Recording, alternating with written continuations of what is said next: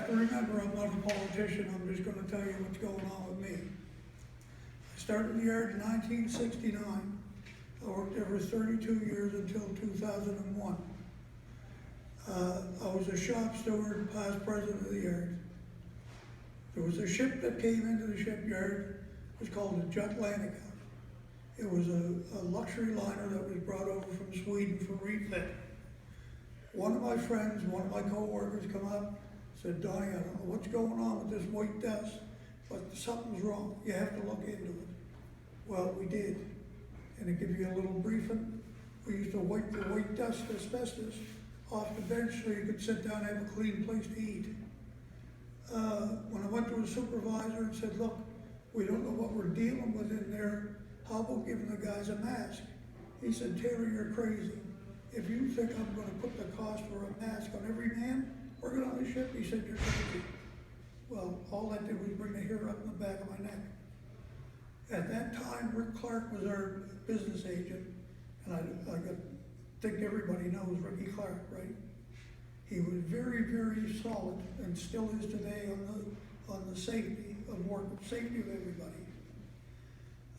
We dealt with Rick on the Yule rigs when they first started. Ricky and about 8 or 10 guys come down the gangway, and I said, hey, Rick, what's going on, man? He said, we're not working here no more. Safety conditions are too bad. There was holes in the deck that guys could fall through. It did fall through, and there was insulation going on, dust everywhere, the white powder, and the guys in the yard had enough. So we walked over and we closed it down. Well, a couple of days later, that did help us. They brought in a few fans, and they brought in some masks and some new gloves, and you know, we thought, geez, that's great. Not knowing that it really did nothing, didn't do a thing. Then through Rick, the Federation, and our research in the union, we found that no doctor could even tell you if it was one little piece of asbestos or it was a whole bunch. They said, look, we just can't tell you. When I was diagnosed, I had two specialists and a doctor in the emergency center. Pardon me. Every one of them said that I had cancer in my lungs. Well, I looked at it, I wasn't shocked by it, because I knew what happened to guys that had already died my age in the yard from asbestos. And I thought to myself, well, here we go, that's what we got to deal with. 3 of them all diagnosed me with cancer, like I said. They put me in the VG hospital. I was there 32 days on the cancer ward. They operated on this lung, drained it and everything. I was told, my wife was told twice to prepare herself. I was gone that night. And for some reason, there was a little hole that I could see, and I got through it.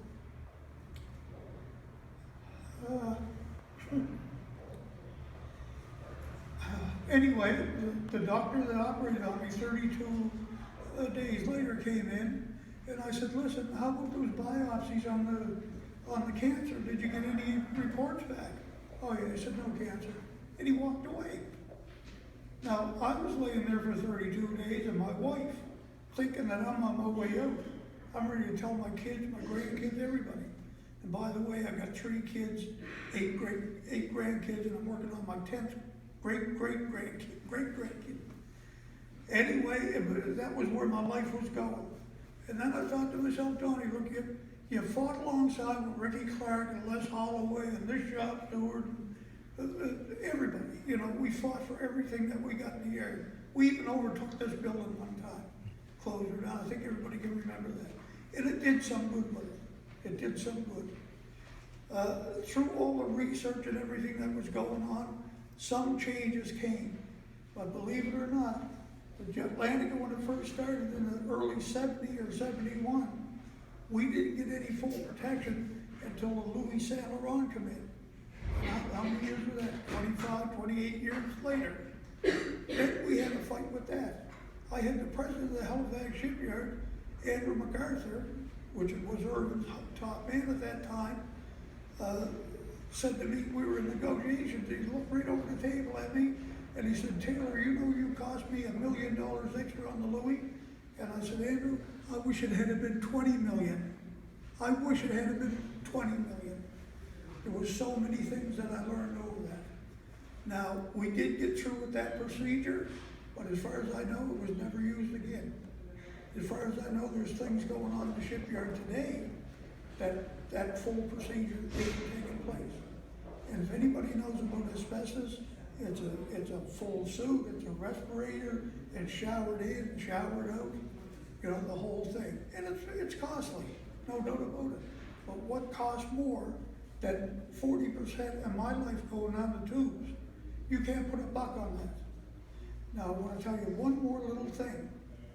Okay, I think I give you enough on the dangers of asbestos. Your wife, your kids, you drag it home with you.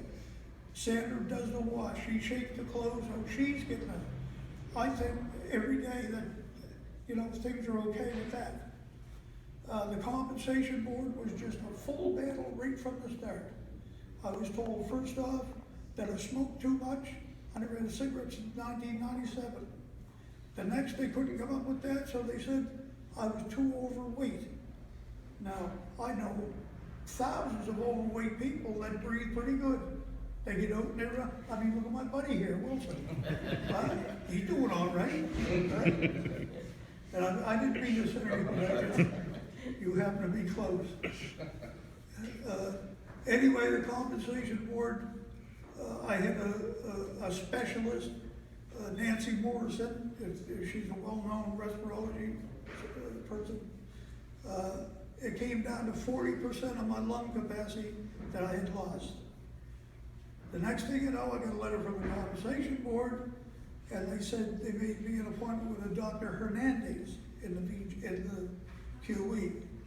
I went down to him, he looked at the reports, did a few things, and I said to him, when will I get an answer back? Oh, he said it'd take quite a while. He said, I got a lot of research to do. 3 days later, I got a letter in the mail that said I only got 10% of my lungs. The rest was from smoking and weight and all this stuff. Anyway, when it comes down to the compensation board, they wouldn't accept the 20 until I appealed it. I appealed it, they come back and they said 18%. And didn't like that, the lawyer went back to them, the appeals worker, and they come up with 20% and that was it. Now I can tell you, I was off with a neck injury at that time.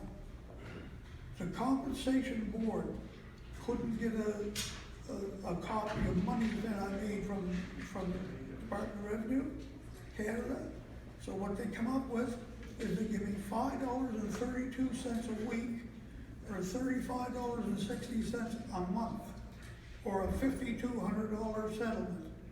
And at that time, my wife and myself, granted our kids were growing up, but we got pretty heavy, we got pretty hungry, got pretty mad.